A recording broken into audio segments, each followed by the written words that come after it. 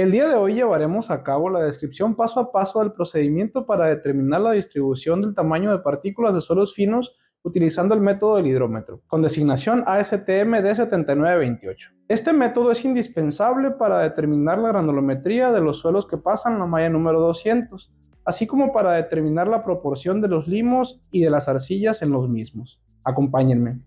Un hidrómetro ASTM 151H tiene este aspecto. Antes de comenzar la prueba, se deben determinar algunas características del mismo. Básicamente debe obtenerse el volumen del bulbo, el centro de flotación y las distancias HR1 y HR2. Se comienza determinando el volumen del bulbo, para lo cual se debe colocar un recipiente con agua destilada en una balanza. Luego de poner la balanza en cero, se introduce el hidrómetro desde la base del bulbo hasta justo donde comienza el vástago.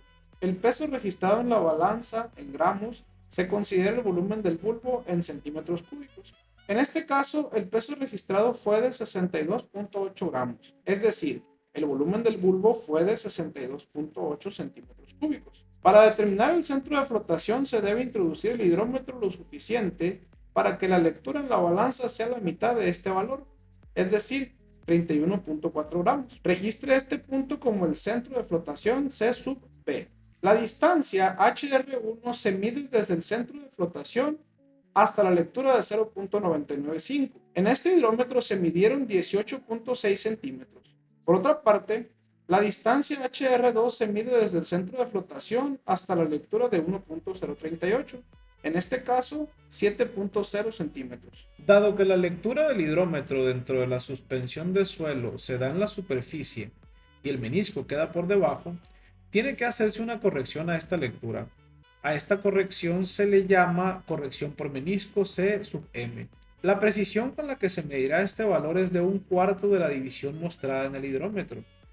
Es decir, cada división es de 1 milésima, por lo que este valor será un múltiplo de 0.00025 gramos por mililitro. Este nivel corresponde con la lectura de 0.995 gramos por mililitro, mientras que este corresponde con el de 1.000 gramos por mililitro. Puede observarse aquí que el menisco queda entre las lecturas de 0.996 y 0.997. La altura del menisco es bastante menor que la mitad de una división, por lo que se supondrá de 1/4 de división, es decir, la corrección por menisco será de 0.00025 gramos por mililitro. Para calcular el área de la sección transversal de la probeta, esta se debe llenar hasta la lectura de 1000 mililitros y posteriormente introducir un flexómetro dentro de la misma para medir la profundidad. En este caso, dicha profundidad resultó ser de 343 milímetros. Con esta profundidad se calcula el área de la sección transversal de la probeta, misma que resulta ser 29.15 centímetros cuadrados. El procedimiento estándar ASTM D7928 establece esta ecuación para calcular la distancia de caída de las partículas en cada una de las lecturas. Como ya se cuenta con estos datos, al sustituirlos en la ecuación, resulta la altura de caída en función solo de la lectura del hidrómetro R sub M. Deben pesarse 50 gramos de material secado a temperatura ambiente. El procedimiento estándar impide la utilización de material secado al horno. Es importante determinar la humedad de este material en una prueba paralela. En este caso, la humedad del material resultó ser de 6.6%. Conociendo el peso de la muestra húmeda y su humedad, con esta expresión se calcula el peso de la muestra seca. En este caso, resultó ser de 46.9 gramos. Enseguida, deberá llevarse el material a un agitador similar al utilizado para hacer malteadas de chocolate. Se agrega el suelo al bote del agitador teniendo cuidado de no perder material en el proceso. Se pesan 5 gramos de hexametafosfato de sodio. Este material es un defloculante, es decir, impide que las partículas de suelo se unan y se precipiten anticipadamente. Luego, se agrega al bote junto con el suelo y se añade agua destilada hasta la mitad aproximadamente, para llevarlo al agitador por un periodo de 1 minuto.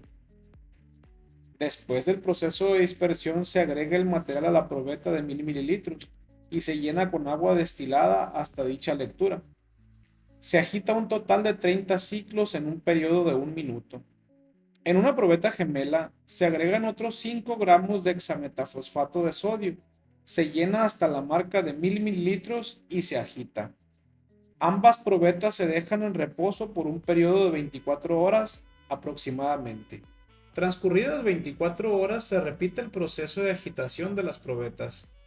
Luego de 1 minuto, 2 minutos y 5 minutos se toman las lecturas del hidrómetro R sub M. Posteriormente, se introduce el hidrómetro en la probeta de referencia y se hace girar. Esto es con el afán de limpiar el hidrómetro. Se toma la lectura del hidrómetro dentro de la probeta de referencia. Para los tiempos de 8 minutos, 15 minutos, media hora, 1 hora, 4 horas y 24 horas, se repite este procedimiento y se leen tanto la lectura del hidrómetro dentro de la suspensión de suelo, así como la lectura de referencia. El diámetro de la partícula se calcula con esta ecuación y los siguientes datos. En la tabla se muestran las lecturas que se tomaron tanto del hidrómetro en la suspensión como del hidrómetro en la probeta de referencia. Los diámetros de partículas se muestran en la última columna. Por otra parte, con esta ecuación se calcula el porcentaje que pasa y en la tabla se muestran los cálculos respectivos. Finalmente, se obtiene la curva granulométrica.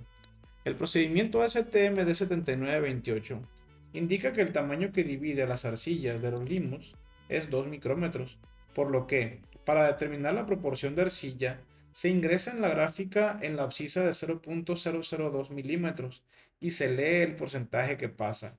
En este caso, la cantidad de arcilla en esta muestra es del 75%, mientras que presenta un 25% de limos.